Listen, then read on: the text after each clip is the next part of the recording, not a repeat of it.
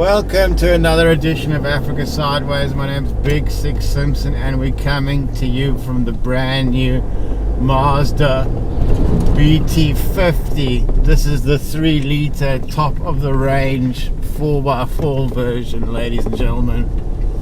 It's got all the bells and whistles you need. Low range, rear diff lock, and Isuzu reliability in a Mazda. So the BT-50 used to be based on the Ford Ranger, and Mazda have now switched over to the Isuzu chassis and engine, parlayed with the Mazda styling on the body, and it really does work, ladies and gentlemen. It really does work beautifully. So this is a departure from the Ranger to Isuzu, which I really like. I mean, I'm a big fan of the Isuzu top end reliability. This engine has got lots of guts, no turbo lag. So the new D-Max isn't available in this country yet, but this is, and it really is a lot of fun to drive, ladies and gentlemen. That I can guarantee.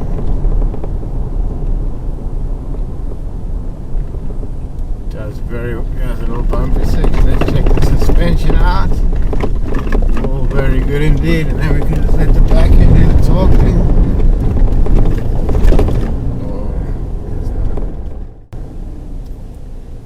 Okay, so we've got the 3-litre engine in here. I drove the 1.9 litre to the garden route. If you look on my videos, you're going to see that. Great review. I was highly impressed with that, but it just didn't quite have the... all the brakes are really good on this car. It didn't quite have the power to weight ratio, which this does in bucket loads. You know, you can jam it in and it's there all day long. Brakes are on point, and you can swing it around. Really is a lot of fun to drive this truck. And South African journalists have been saying it's the handling on tar is very stiff. To be honest, most of these guys don't know what they're talking about. This is really planted. Great on tar, great on gravel. It really is the ultimate package. It's not cheap though. It's 800. This is top of the range of 794,000 rand. So it's not cheap, but you know, you're getting a lot of car for your money here. Very nimble, not quite as big as the other ones, so you can get around these tight little roads. Oh, hello. And we've got a nice little gravel section out of nowhere. This will be quite handy. Let's see what the suspension's like. I mean, this is perfect. Just soaking it up. Beautiful.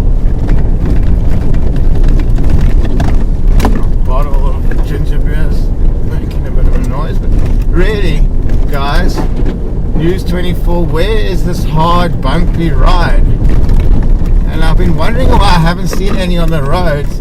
It's because of these reviews that aren't that accurate. They haven't sold that much product yet, which I'm a bit surprised about, because this is a really nice truck. And here we are on the off-road track, and it is just soaking it up, to be quite honest. Ooh. Little scratches, but that's okay. It's a bakkie. That's what it's made for. And where are we going here? I don't know, but we're making good time. Just lead out.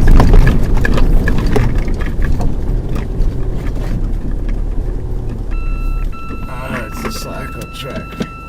There's a bit of a beeper. I don't know how I turn this off now.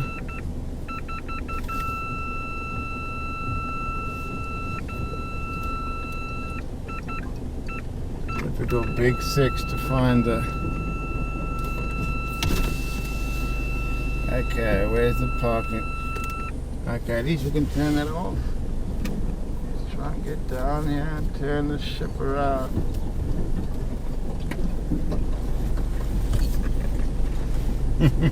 This is what these bakkies are made for. Unfortunately, we just ran out of road, but the BT-50 was keen. Let's turn around here. Let me check out the scene.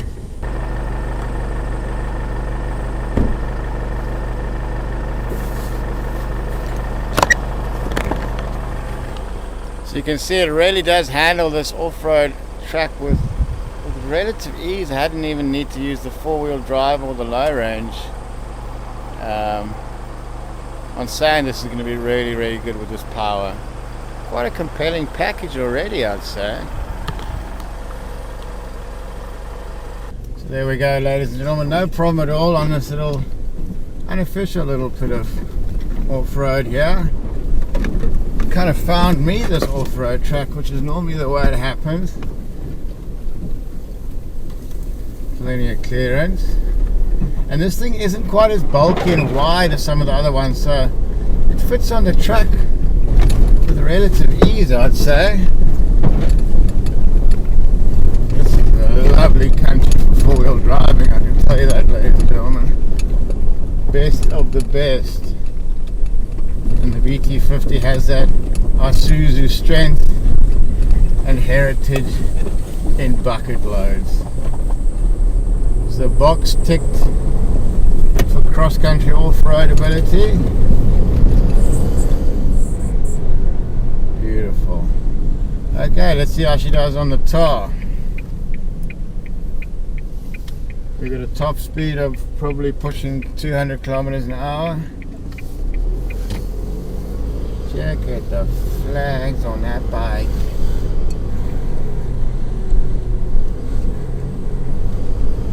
All the beautiful people are out here. So we've got, this will do a good 180 kilometers an hour. All the power you'd need. This is uprated. I think it's about 150 kilowatts.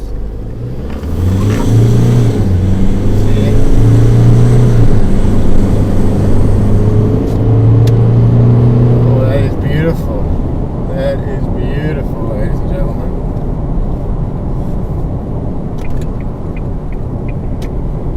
One thing about this car, she's a bit of a. I'll show you when I get out of the car. It beeps a bit, like it beeps when you unlock the car, and if you go around the car, then it'll lock it. Then you need to unlock it. So a little bit heavy on the beeps when you're locking and unlocking the car, but otherwise not that beep heavy when you're actually driving, which I'm always a good fan of. Very economical as well. I'm doing 8.8 liters per 100. In a big truck like that, it's really, really good. On the highway, it's perfectly. It just ambles along, sort of 2,000 revs at 120. Not a care in the world. And they haven't gone for ultra low profile tires on here, so you know you can drop the tire pressure, and it's really a comfortable place to be. There's the old speedies. Okay, this car is a bit of a beeper. So say I unlock the back, beeps, but then you got to press it twice to get it to unlock. Okay, good leg room in the back. This seat's back, but this one's in a driver's position. Plenty of space. Looking at the dashboard and everything. That'll work. Nice clean dash layout. The gear lever's on point. So then you close this door. See, it beeps again. I mean, why does it need to beep to let you know that you've come out? And then you want to open this, and now it's locked again, so you have to. In terms of the rear styling, I really like it. Not too much overhang, so you can have good departure angles. In terms of tires, they've gone for stock standard Dunlops. It's the first thing I change on here. Good highway tire, but for off-roading you're going to need something a bit more robust. The front end styling is where it's all happening on this car. Very unique, very Mazda. They've gone for kind of the Amarok luxury bakkie market here, which is only growing in popularity in my opinion. and there's a good market to get in on. That is for sure, ladies and gentlemen. And it really does cut a nice, beautiful line here in Romanus. See, we got drum brakes on the rear. Very surprised. For 800,000, I'd expect there to be discs on both sides. Not the biggest disc brakes in the world.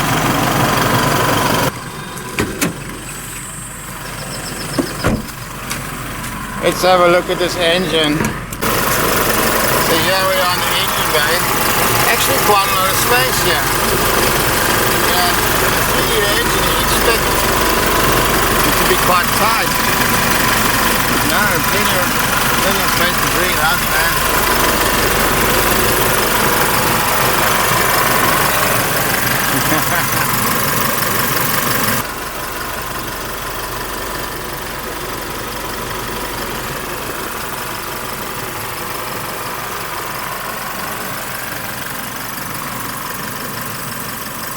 Let's check out the acceleration.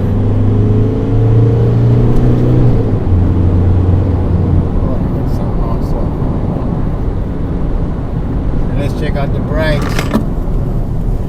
See that? Oh, there goes my camera. That is tight and tidy. Look at this. I mean, it stops perfectly. And then you want to get it going again, it's all there. And then on the handling, really nicely through the corner. And let's just hook it into the prawn flats on the brakes. No tire squeal. Where is this bad handling I'm hearing about so much? Okay, this is a perfect power sliding spot. Let's see what the power slide's like. Oh! There's nothing wrong with that. That's class leading power slide. Beautiful. Beautiful. This is a champagne spot for a picture. That's for sure.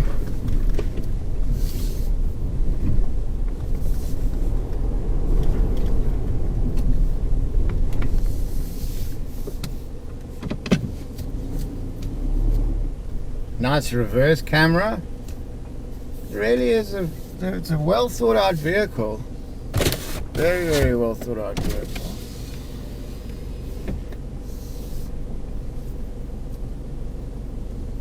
In terms of sound system, they got you covered here. It does make this tick tick sound every time you put the volume up. But it does go loud.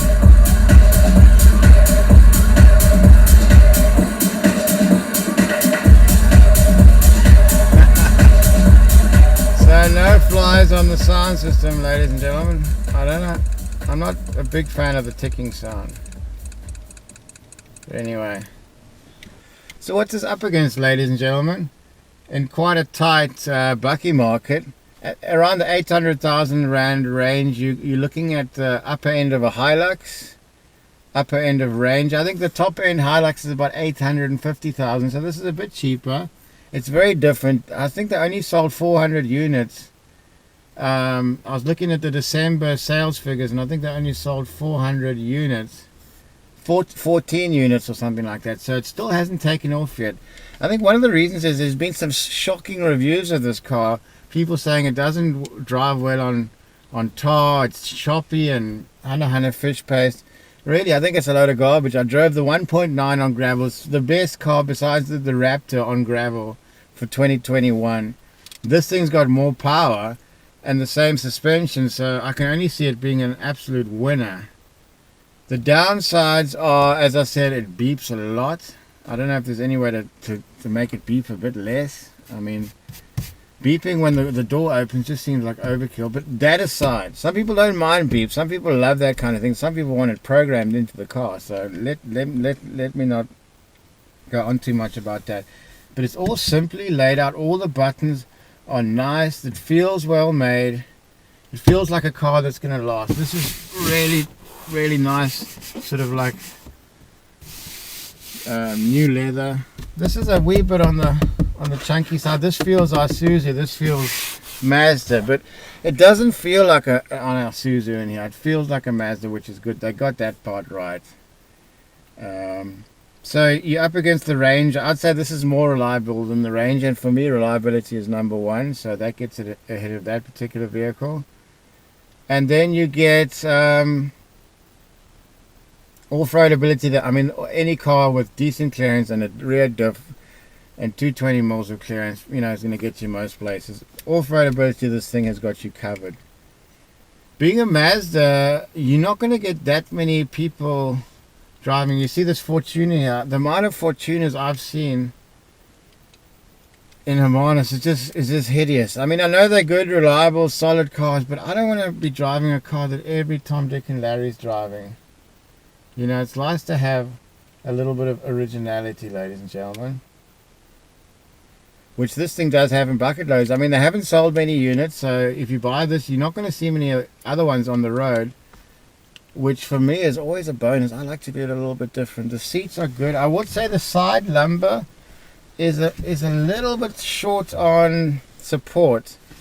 So when you're going into the corner at a bit of a click, you do kind of roll around a bit. So these definitely are bakkie seats. The side lumbar support is really, really good.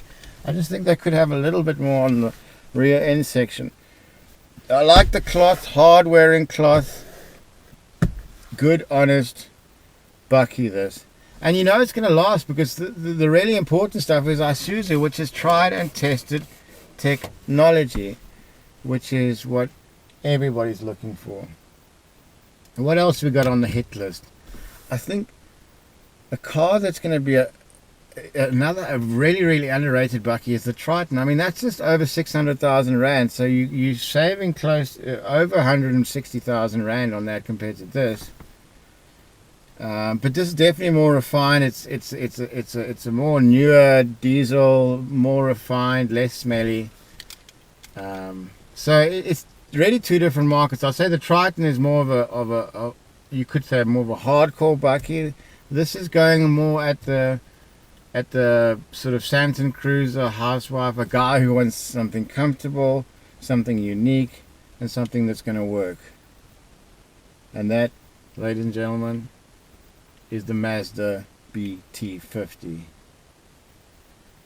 And then you look at an Amarok, and Amarok is a bit quicker, but not much quicker. This thing has got serious velo. You know, you can give it the berries and it'll be there.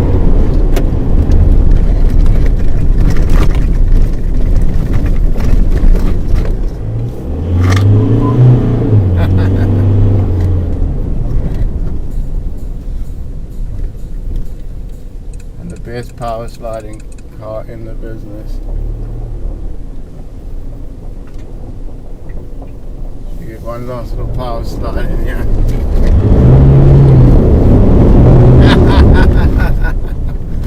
It's a bit raunchy,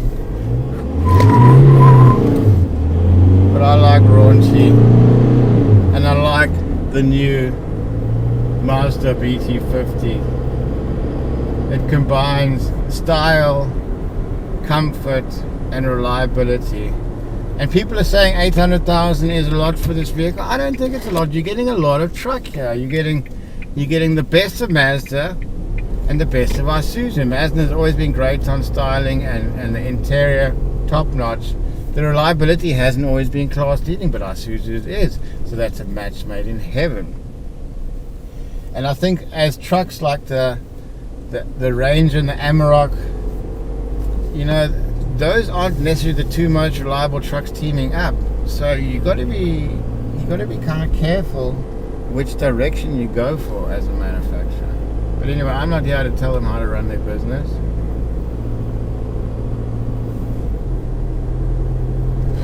Let's give it a bit of a go here. Yeah, got bucket loads of pure. So this really is a lot of fun, but to be honest, I haven't driven a bakkie that I don't like driving, so there you go. Handling is really good.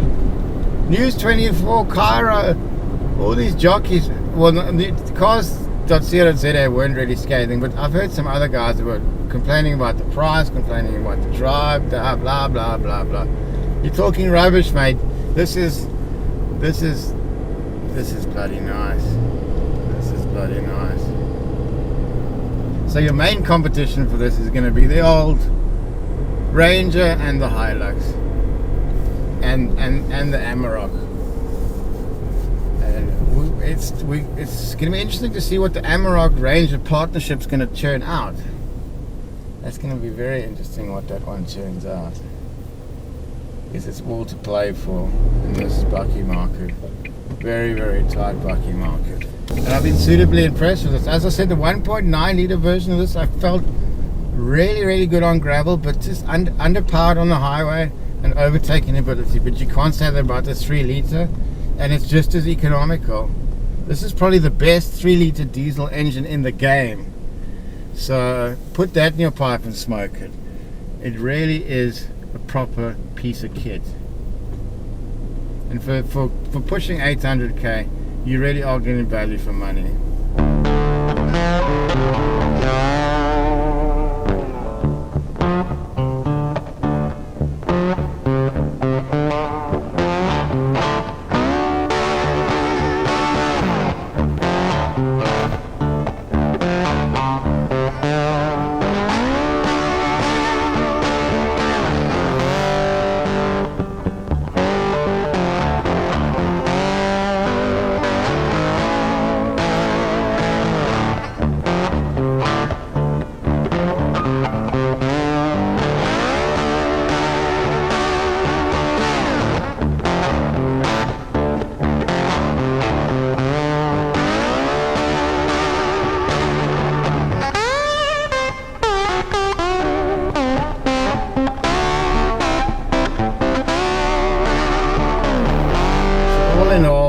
What am I going to give this an Africa Sideways rating? I'm going to give it a good solid 8.5 out of 10. I would have liked it if there was less beeping, but in this day and age, it's just the nature of the beast. But it's really well made and a pleasure to drive for man and woman.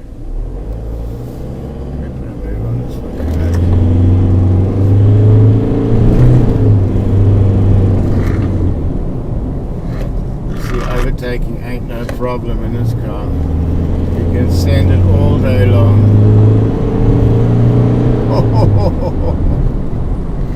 It is a thing of beauty. The industry standard speed hump 10. Well, these are some big speed humps, so we won't try too much of this. But because it's got the 3 litre engine, you've got loads of pulling power. Take like a manure.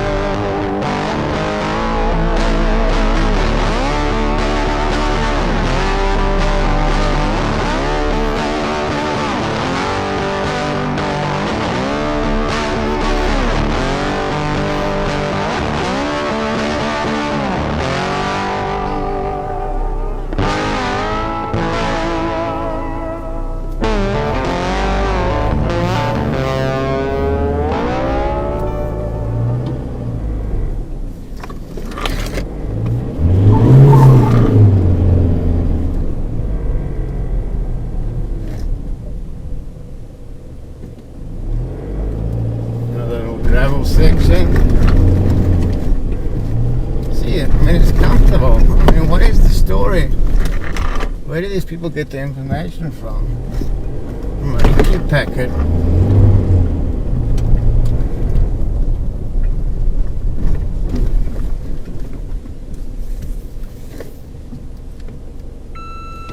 So all in all, one hell of a piece of kit. I give it 8.5 out of 10.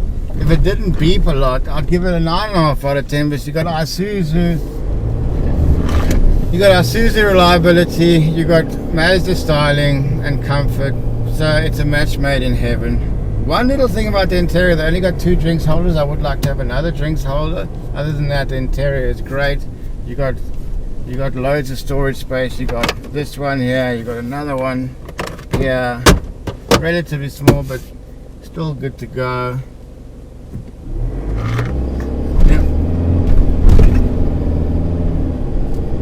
Really good fuel economy, and there's nothing not to like about this truck. So I expect this truck to pick up in sales volumes as people realize that it's actually a great car, you know, and I expect it to do well and eat into the Ranger and Fortuner domination. I think it's great to see these brands like Mitsubishi and Mazda coming with really, really strong offerings.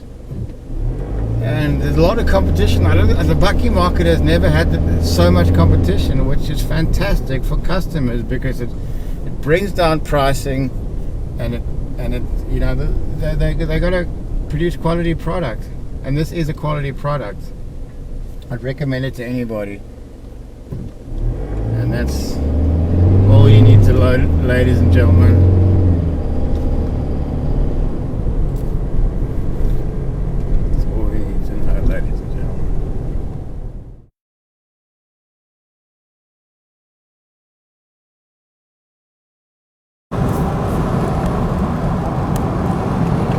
One thing I noticed about this car, it was showing 440 k's to go, and then suddenly it's showing 324. So the range tends to jump around a bit, but it's still doing 8.9, so it is economical, but the sensor could be a little bit more on point.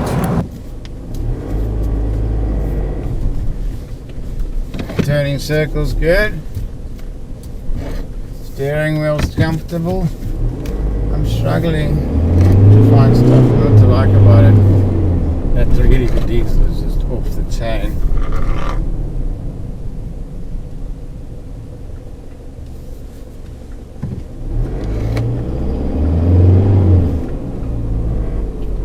So who's the type of person that is going to be buying this car?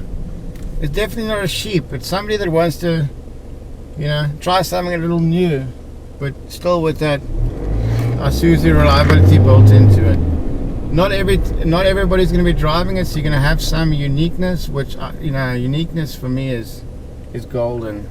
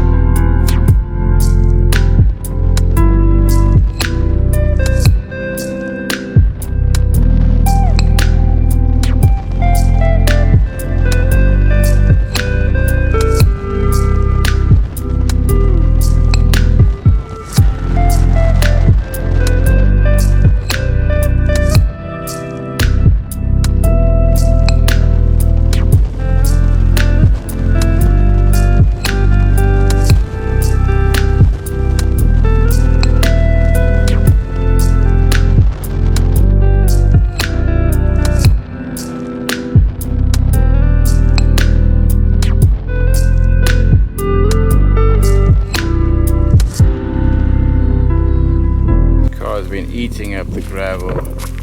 Just loving it.